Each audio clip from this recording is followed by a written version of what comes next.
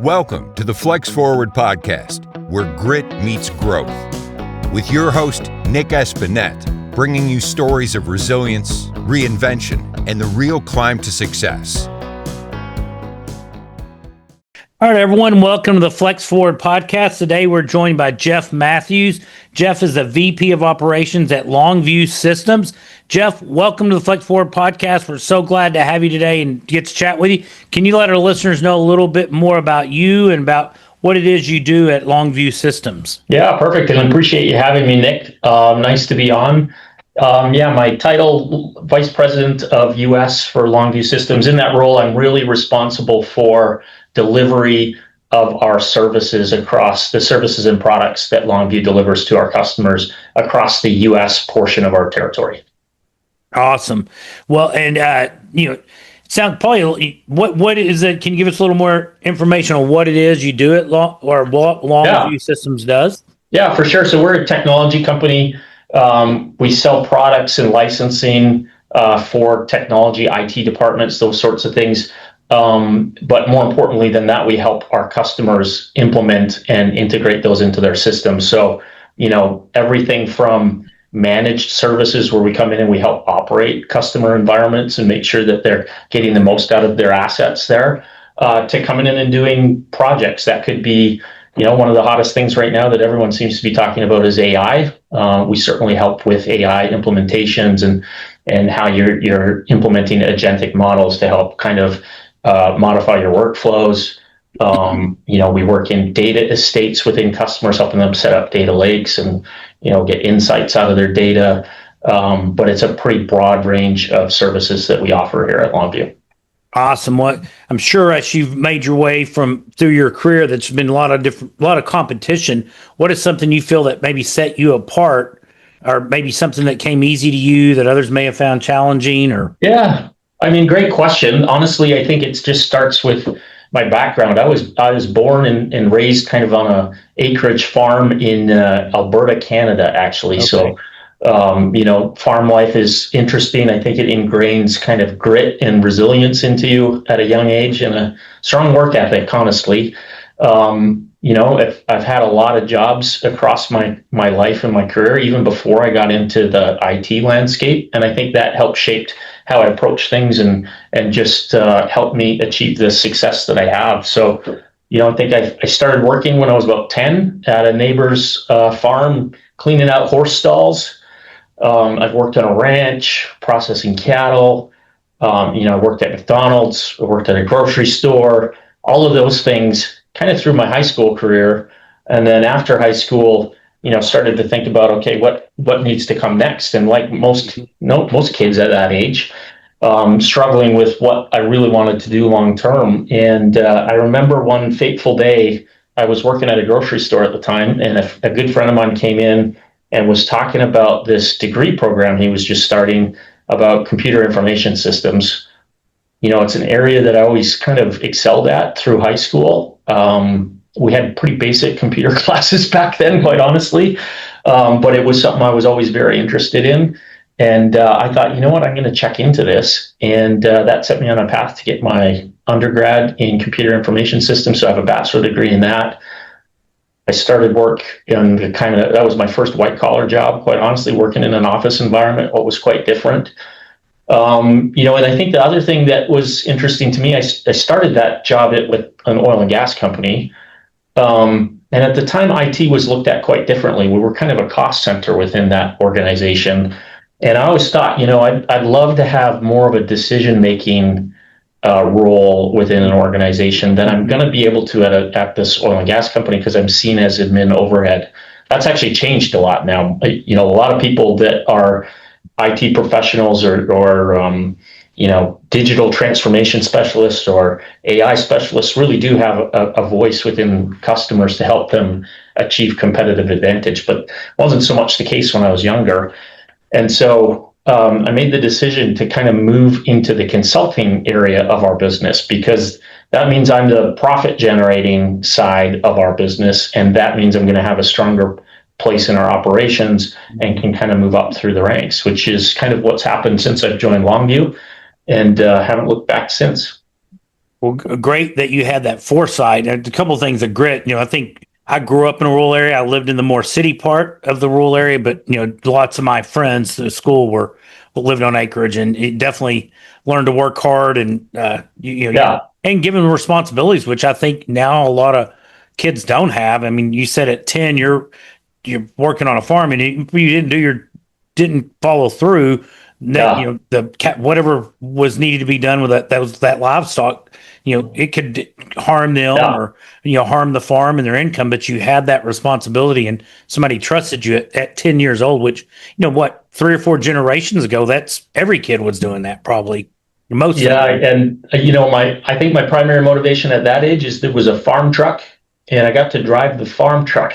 Oh, that's awesome. I would clean out a stall, load it up into the back of the truck, and I had to take it out to where we kind of unloaded all the stuff out of and so 10 years old, I'm driving around in this, I don't know what year it was, but super old pickup truck on the farm, like not on any not on any roads or anything. It's all on private property, but it was interesting. Still getting to drive. And exactly. It shows that even a 10-year-old can have, if it's expected of them, they can do it. Yeah. And then and another thing that caught my ear was this fellow, your friend that came in and talked to you when you're working, I think you said at a grocery store, that was a moment that, maybe you may have still ended up on the same path, but that he came in and told you about what he was doing, and it planted a seed for you to get to where you are now. It was maybe 20, 30 years ago that happened. So just what a neat, that little intersection of crossing with somebody, maybe change your trajectory to get you where you are now. It's things like that fascinate me. And I think it's just so important, right? Like at that age, I knew I had finished high school and I hadn't, I knew I wanted to go on to something else, but I didn't know what it was yet. So I was kind of listening for that. Mm-hmm. And then and then someone that I knew and respected kind of going down this path, and just, the light bulb goes off and says, you know what, this is the path I'm going to go down. Yeah, that's awesome. I love hearing stories like that. Well, as you've kind of gone along your journey, have you come across any resources that you feel have helped you through the process, either podcasts or books or just something that's helped you that you can suggest to our listeners? I've been at Longview 25 years. That's a long time for anyone to stay at one location. And the thing I found that I hope makes me successful, I guess we'll see, but is you got to constantly strive to understand what other companies are doing, what other people are doing, what's making other organizations successful. So, I consume podcasts, I consume books like they're going out of style. There's a couple that I would always recommend to people. And a lot of this actually comes through my career too. You learn lessons and you get shaped by the organizations that you work for.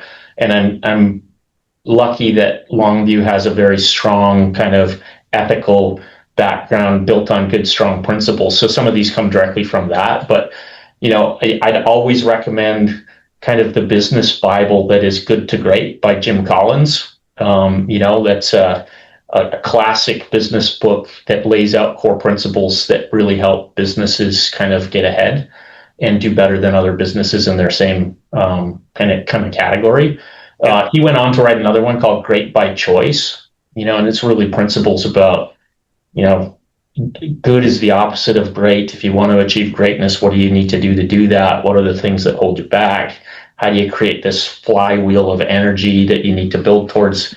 So a lot of really solid principles. A couple other ones that I thought maybe a little more niche, like there's a writer, his name's Daniel Pink. He's written a couple of really good books that I found really interesting. There's one called Drive, which is all about what creates motivation and incentive in people to kind of move forward. And I think understanding that about yourself and people you work with. I'm pretty sure I have that one back there. I recognize the name. Yeah, I had a chance to hear him talk and speak about that book, which really drove it home for me. He did come out with another one called To Sell is Human shortly after that. And it's really, you could call it a sales book, but I think his opening line in that, or it's close to the front of the book anyway, really talks about everyone is in sales. Everyone needs to influence someone in the course of their day of their life, of their career, and it's about how you do that and how you do it with integrity. So that's a fantastic book too.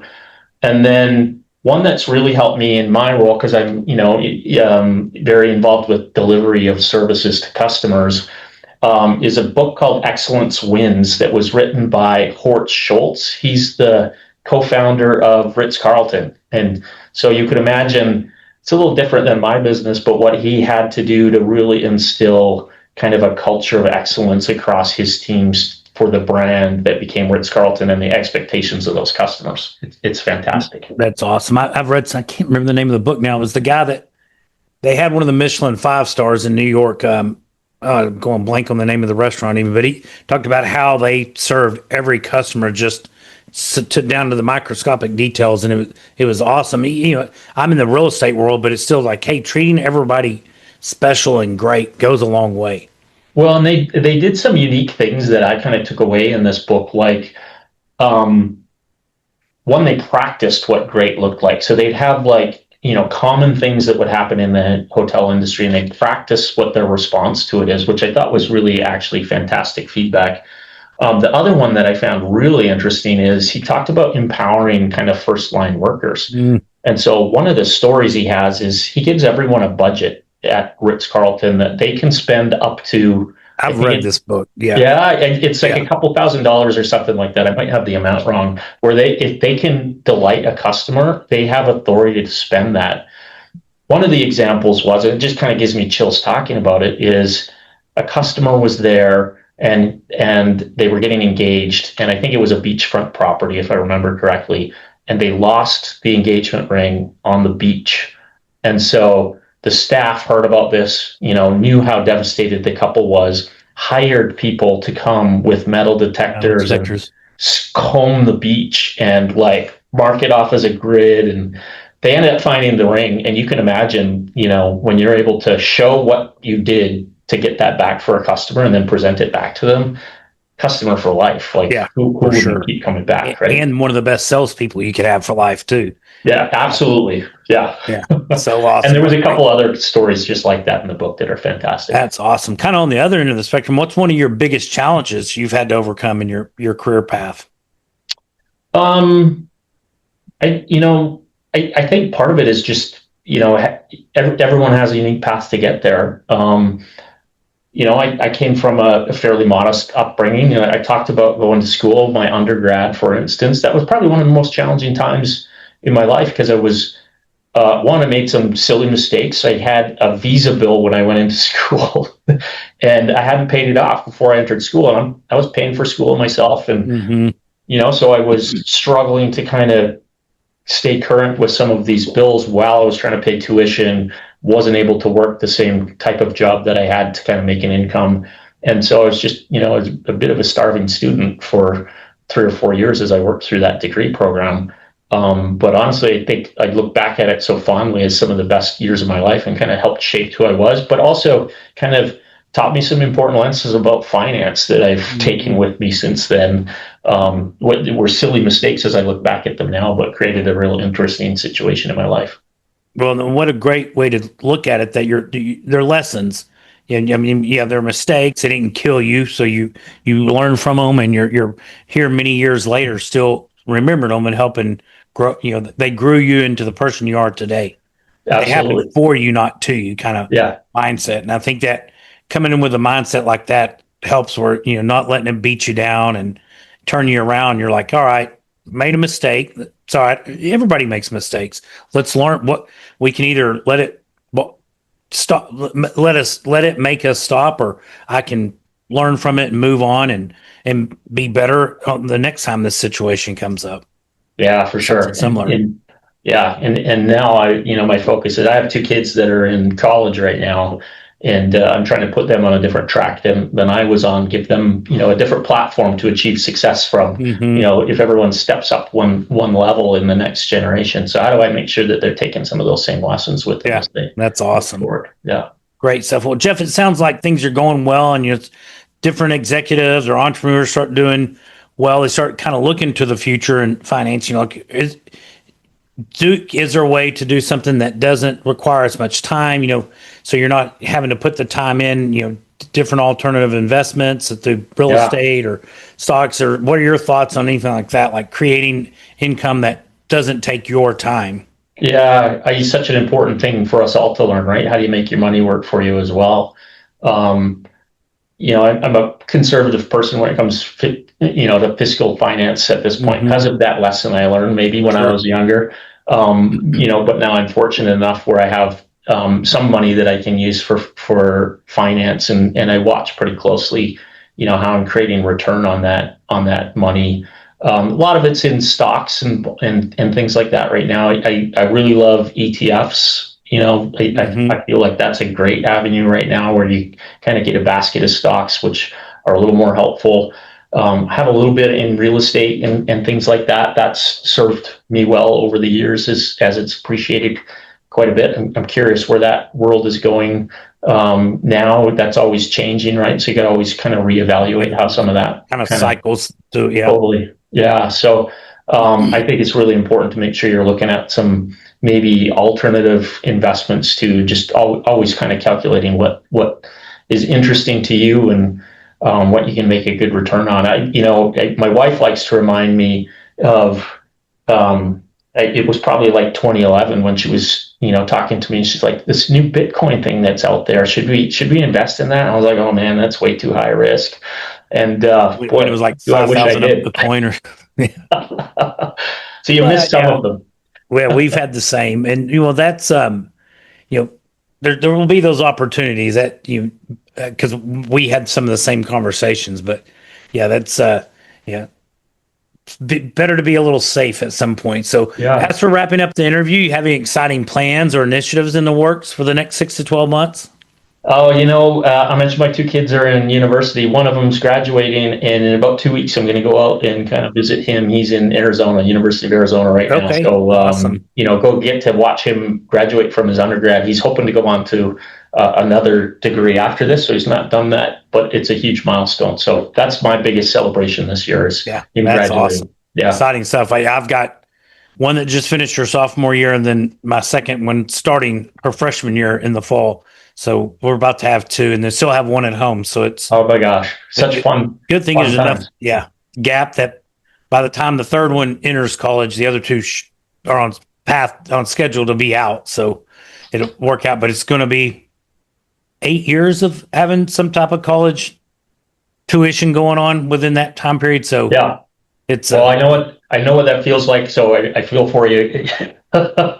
It's wonderful to watch your kids go through that experience. So important for them, I think, right? Really see them grow as they kind of, I think of my son when I took him and dropped him off at school kind of for his freshman year to now, and how much he's changed and evolved. It's just amazing to be able to see it.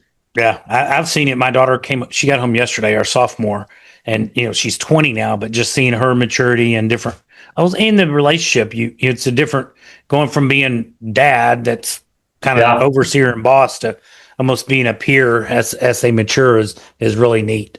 So much fun. Yeah, for sure.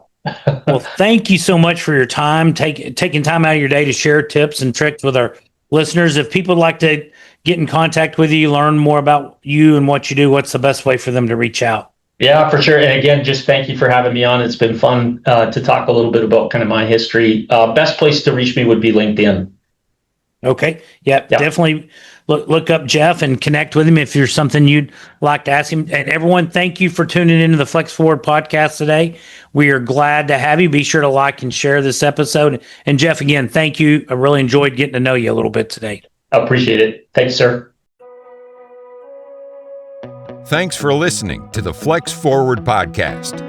If you've got grit, growth, and a great story, visit flexforwardpodcast.com/guest to apply and join us on the show.